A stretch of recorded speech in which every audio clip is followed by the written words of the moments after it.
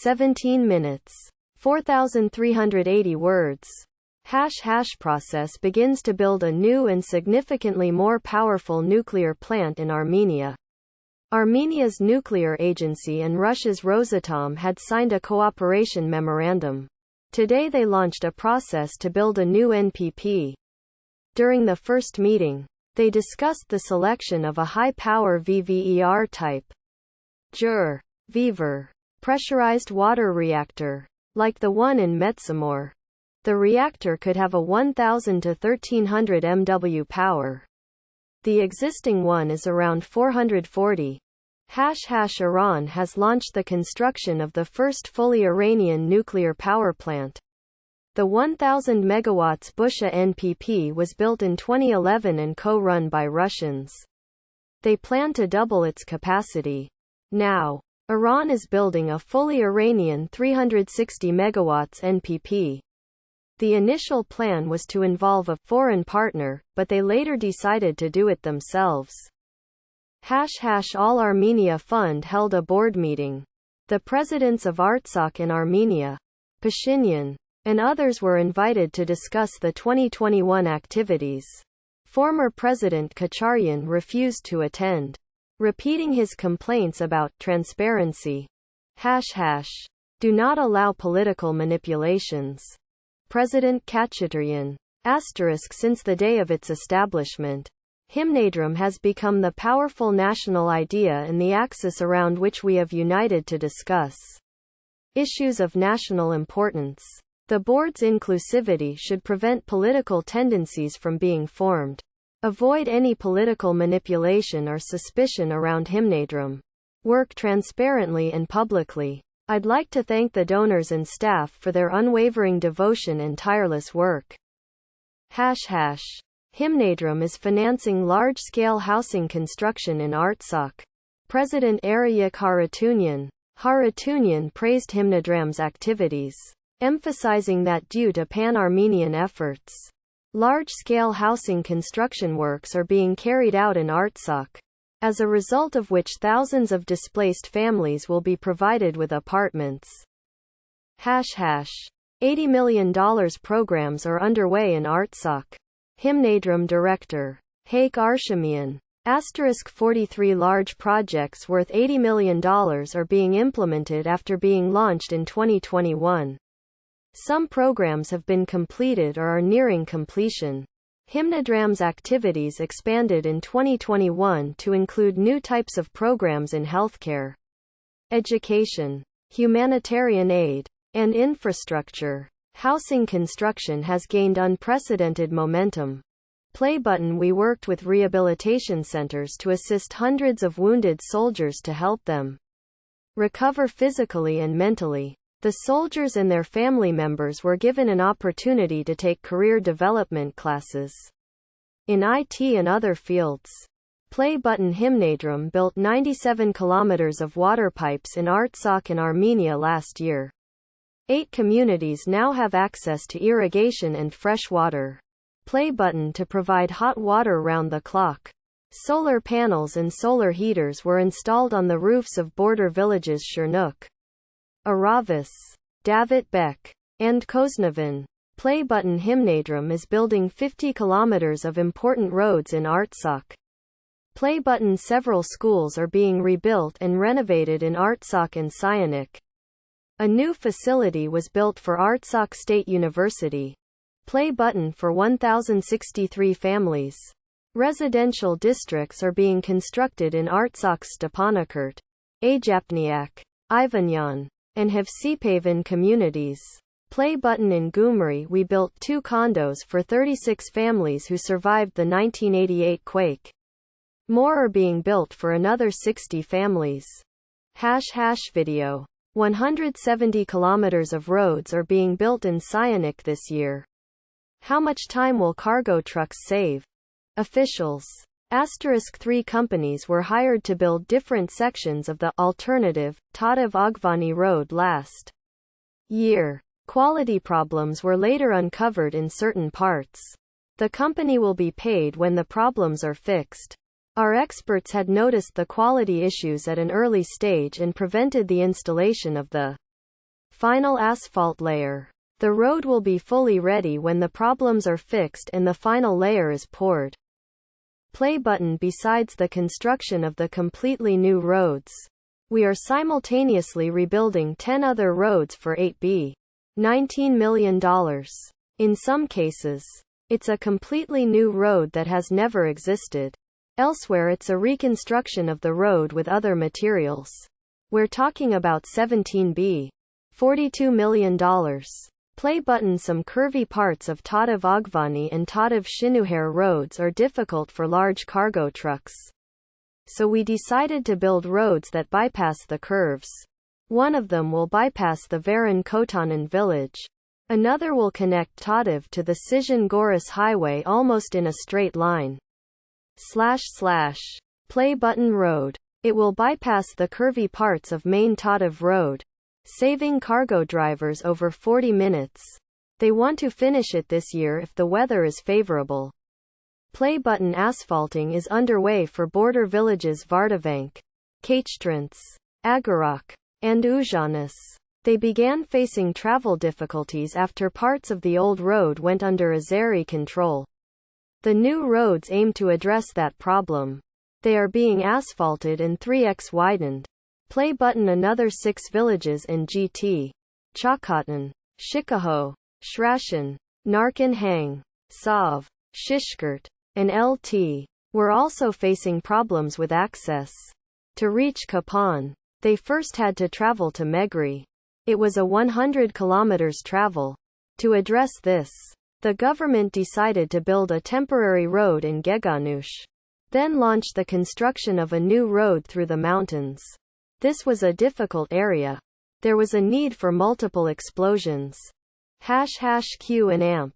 With Nicole Pashinyan. Reporter. *. When will the AMS peace negotiations begin? Pashinyan. *. The two sides are yet to agree on the format, the speed, and the negotiation points. Azerbaijan wants to form an impression that Armenia is intentionally delaying this process. But in reality, they are the ones delaying it. They recently boycotted a meeting between officials from Armenia and Azerbaijan. Another meeting, between our Security Council and their presidential advisor, was supposed to be held in Brussels today, but Azerbaijan refused. Everything on the AMS negotiation table has been publicized as of this moment. Reporter. Azerbaijan constantly complains that Armenia has not yet given road access to Nikhiyevan. Pashinyan. Azerbaijan's rhetoric is a problem. Armenia has a constructive stance, while Azerbaijan has chosen aggressive rhetoric. As of said, Hajiev refused to meet Gregorian today. Azerbaijan is legally required to lift the communication blockade. We all should do. We reached an agreement to launch the railway connections, but Azerbaijan later refused to proceed with the agreement by turning down an offer to secure it de jure. Armenia offered to launch vehicle and railway connections as one package. Azerbaijan refused. As I've said earlier, Aliyev's claim that the communication link via Armenia should have the same status as the Lachin corridor is unacceptable. The November 9 agreement only envisaged one corridor, Lachin. Everything else should be a regular transport link. And we are ready to provide it right now. Azerbaijan doesn't want to lift the blockade on Armenia in order to keep our economy from strengthening. Azerbaijan understands that once it's unblocked, Armenia gains railway access to Iran and Russia, and Syanik will gain railway link to the rest of Armenia via Nikhiyevan. Armenia would also gain vehicle access via Nikhiyevan. Azerbaijan wants to hinder the unblocking efforts.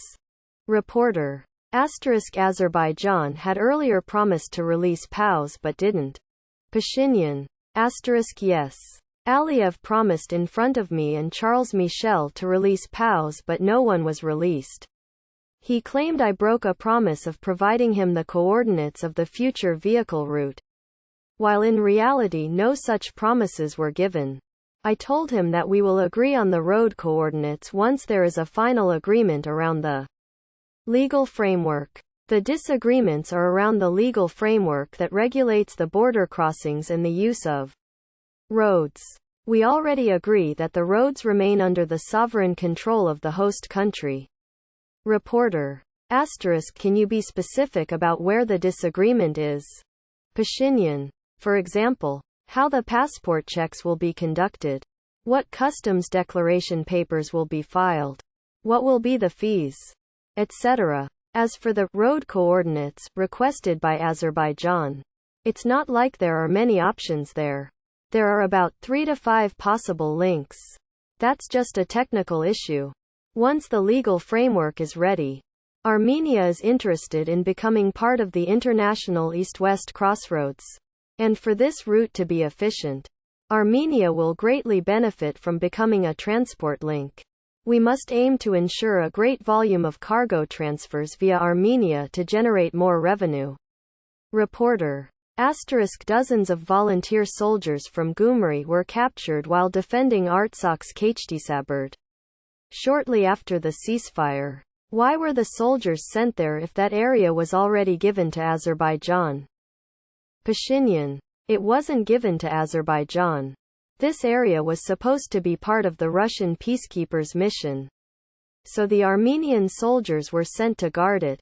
Russian peacekeepers later published a map that included the village within their zone of responsibility. Then another map that excluded it. And back and forth. That was strange. Azerbaijan isn't returning POWs in order to discredit the work of Russian peacekeepers. Over 90% of the confirmed POWs we have today were captured after the deployment of peacekeepers. And in areas of peacekeepers' responsibility, there are 2 groups of POWs. The first contains 38 people who were confirmed by Azerbaijan and international observers. While creating the second list, we used the following approach. If there has ever been any report or evidence that they were captives, we added their name to this list so we could later try to verify it. But as of right now we have been unable to verify that they are currently captives. The second group falls under the category of forced disappearance. Reporter. Tell us about the new Armenia-Artsakh road that's supposed to be built within 3 years of the 2020 ceasefire. Pashinyan. Preliminary agreement was reached to change the Lachin Corridor Road. Our goal is to have a higher quality and faster road between Armenia and Artsakh. The new road must be under Russian peacekeepers' control before changes are made to the current Lachin Road. Armenia has launched the design work of the road on the Armenian side. Once there is a final understanding, and we are confident that the new road will be faster and guarded by peacekeepers, then we will go with that solution. Reporter. The new road bypasses Berdzor, aka Lachin town. Population 2,000 before and 100 after war. And several neighboring villages. What will be its fate? Pashinyan. According to the agreement, the areas that are not within the former NKAO borders go under Azeri control. The affected residents will be given new apartments. Not all settlements in that area will be affected. We are in touch with Artsakh authorities to clarify this. Families have already moved out of Berdzor, Lachin. As for Agavno, their issues will be addressed soon. The status of Sus is yet to be clarified. It all depends on whether the village is within the NKAO borders. Reporter. Aliyev and Lavrov claim that OSCEMG no longer exists. Pashinyan. Lavrov's statement is strange because he works for Putin. And Putin and I signed a joint statement on April 19 about using OSCE's potential in its international mandate. This is what Russia's official stance is. Reporter. The co-chairs can't get along after the Ukraine war. Pashinyan. The co-chairs have reaffirmed readiness to continue the efforts. We confirmed this during individual meetings. The format and its international mandate are alive. It's another issue if members have personal problems. Reporter. Which international partners urged Armenia to lower the bar?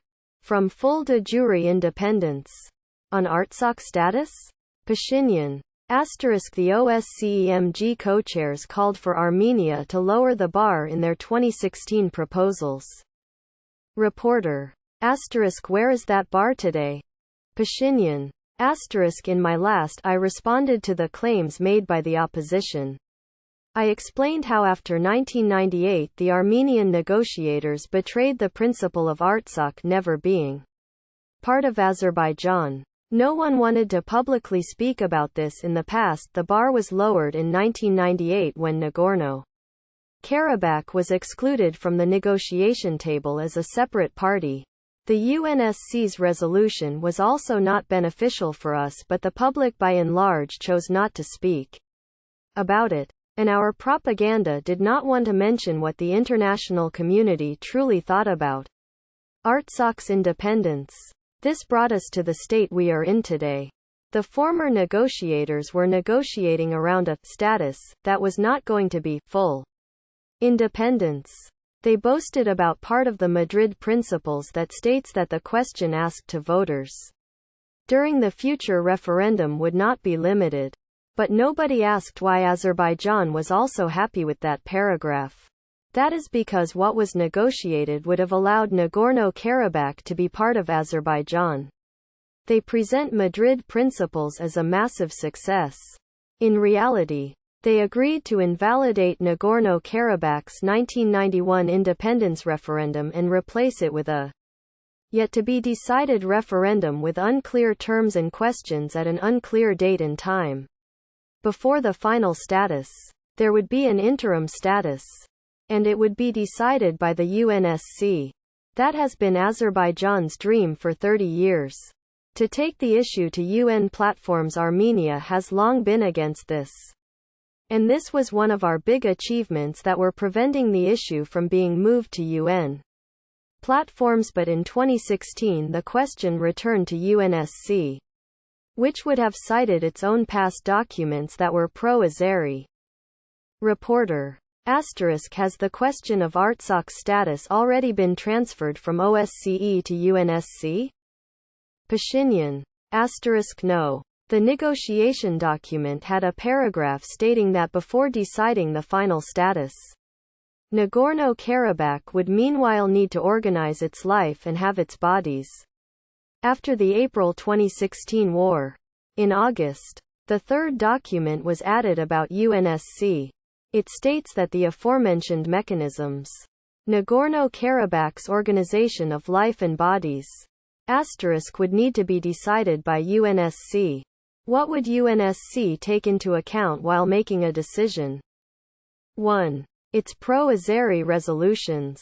2. The right of ethnic Azeris to be part of governing bodies in Nagorno-Karabakh, which would serve as an assurance for the return of ethnic Azeri citizens to Nagorno-Karabakh. Some Armenian officials who were involved in the past negotiations but weren't properly informed didn't understand the nuances. Were claiming, why would Azeri citizens want to return? Quote, I showed them the negotiation document. The UNSC was going to create the guarantees for the return of ethnic Azeris. And we wouldn't be able to do anything about it. This was the cost of having a dignified peace, if you can call it as such. And besides that, it was not guaranteed that Azerbaijan would accept this resolution. Reporter. Why did the street protests fail? Pashinyan. My biggest concern was the protests' impact on economic activity. But it turns out we had an 13% growth in May. Faster than in previous months. The opposition attempted to mimic the 2018 revolution. But it was laughable. One of the opposition leaders even went to lengths to make sure he could sit in the same seat where I was before the revolution. Cool. The only new thing they brought was their slogan, Artsakh will never be part of Azerbaijan. But I've already exposed that they were negotiating something different while in power. They disagreed with a phased resolution and removed the government in 1998 to negotiate a package resolution, to then go on and negotiate a phased resolution later. while telling the public it was a package resolution. They did score a massive diplomatic victory by managing to convince the OSCE to add the word package to the resolution document. It's like claiming Matson is black. Kudos for having the skill to negotiate the addition of a single sentence that this is a package resolution. Why was this a phased resolution? Because it would not have resolved the conflict. Important topics about the status and referendum would still need to be solved during future negotiations and agreements between Armenia and Azerbaijan. Anti-corruption. A former deputy mayor is sentenced to 1 year for intentionally hiding wealth from corruption. Prevention Commission. Prosecutors. The court has ruled that the former deputy mayor of Mistergaven, Ararat, did not declare the assets and income intentionally. The verdict is a 1-year sentence, later converted to 2-year probation, and a ban to hold public office. How many November 10 rioters have been convicted so far? 1 person was sentenced to 4 years, replaced with 5-year probation. 2 people were sentenced to 4 years, lowered to 2 years. 1 person has to pay a $400 fine. 3 people were sentenced to 3 years, replaced with 2-year probation. 1 person was sentenced to 3 years and a $1,200 fine. 1 person was sentenced to 6 years. New record. Armenian woman from Georgia gives birth to 14th child. Gazarian family lives in Ganza, Ninasminda. They set a new record in Georgia's history. Daniel was born 2.6 kilograms and 48 centimeters. They have 8 boys and 6 girls. The eldest is 23 and studies at Yerevan State University. The mother says she is not done yet. The road leading to the Georgia-Russia Upper Lars checkpoint has collapsed because of flooding. Georgian authorities said it could take 7 to 10 days to fix the 80-meter damaged section. The traffic resumed the following day. Despite the best efforts of Upper Lars, Armenia's economy managed to grow 10.2% in the first 5 months of 2022. January to May, plus 10.2%. Industrial production plus 3%. Construction plus 11%. Services plus 25%. Electricity production plus 13%. Trade turnover plus 9%. External trade turnover plus 37%. Exports plus 27%.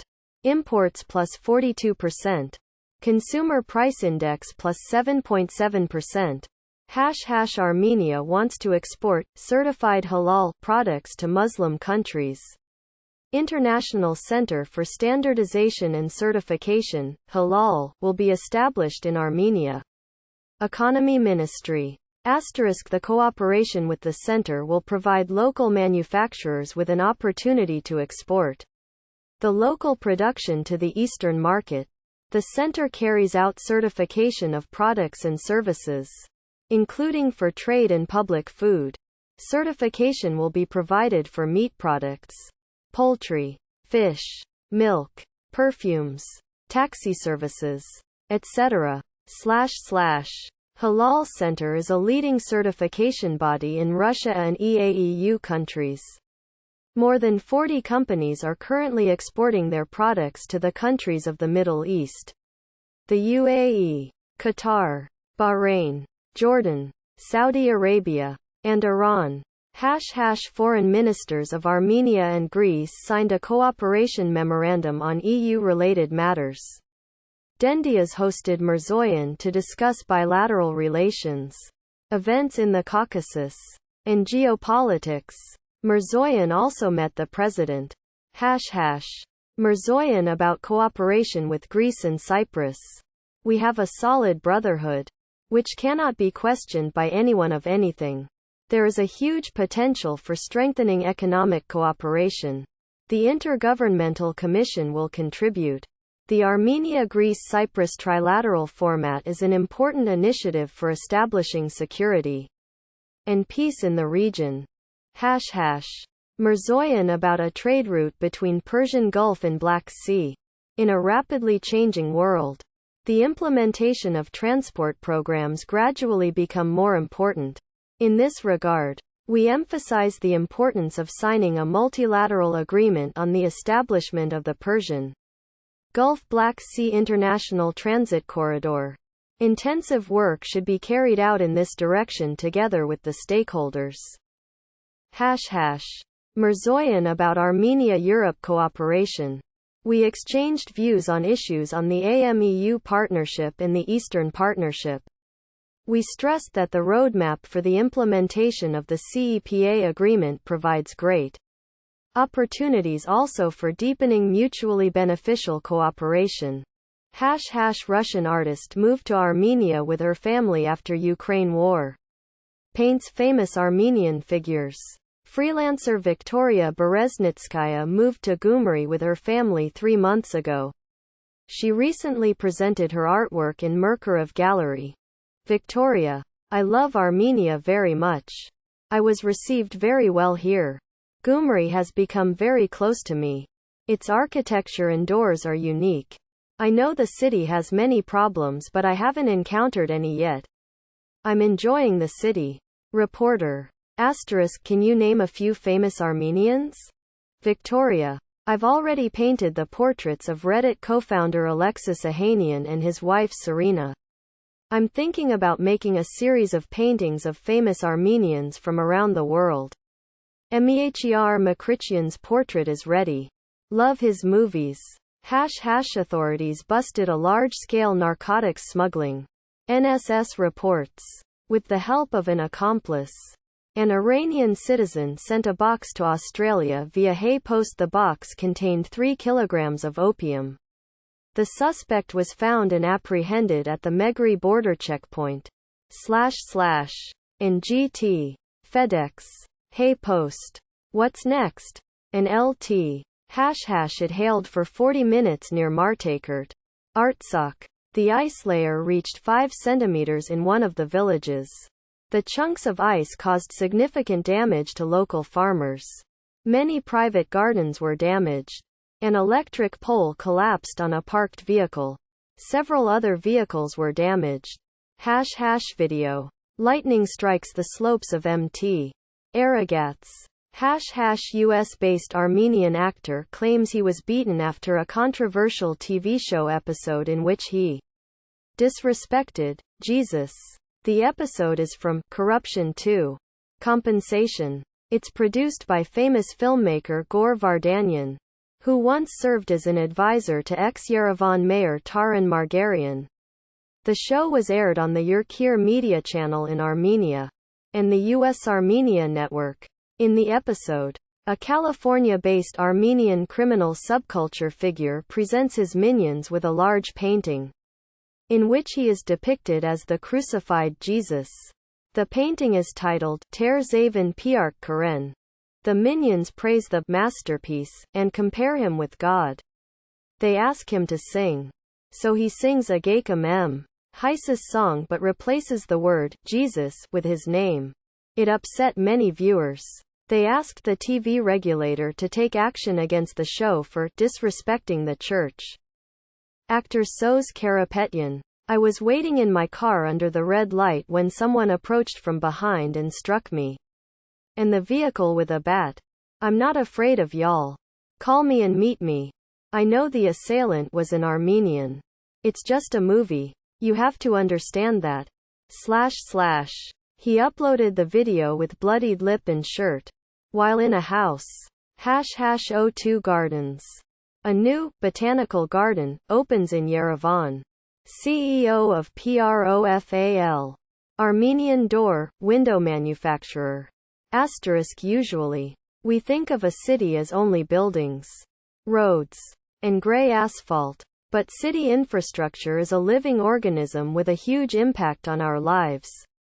Urban green infrastructure acts as a physical barrier to wind and noise while also lowering temperatures. We aim to create inclusive and accessible green public spaces. We recently came up with a landscaping project of Brazil Square in Yerevan. We used perennial flowers and plants which are in accordance with the climatic conditions of our city. In about 400 square meters, our specialists have planted 2,170 perennial flowers, evergreen trees, and shrubs. About the new O2 gardens. It is a unique project in Armenia dealing with the import, cultivation, and care of more than 1,800 plants, trees, and shrubs. The project offers various services aiming to foster a new culture of interior and exterior landscaping, including consulting, area design, and implementation. The opening ceremony was on Friday. Hundreds of residents, officials, and city guests gathered at a backyard in Yerevan's Salikian neighborhood, Ajapniak district, to mark the opening ceremony of O2 Gardens. It will feature thousands of plants, shrubs, flowers, and trees. Families can bring their children. There is an area for events and conferences. More. Electric scooters were invented by surgeons to guarantee a steady stream of clients. Sources familiar with the matter.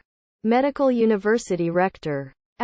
40 people have been hospitalized in Yerevan's Heratsi 1 hospital in the last 3 months alone. The scooter riders hit objects and other vehicles. In some cases, 2 to 3 people attempted to ride simultaneously before losing control. Regulate, please. Photo. New elevators will be installed in hundreds of more Yerevan condos this year. Play button. The council allocated additional resources to bring the number to 467 this year. The replacement of a few dozen units is already underway. Play button. It normally takes up to 40 days to examine the building, remove the old one, and install the new one. Play button. Over 70% of condo elevators were installed 40 years ago. They had an expiration date of 25 years. It's gonna be big. A sports school is being built in Gyumri named after World Wrestling Champion Arthur Alexanian. It will also have a hotel area, swimming pool, and a shooting range. The designers are currently working on tribunes. The 10-hectare complex will be ready by 2025. It's gonna be everywhere.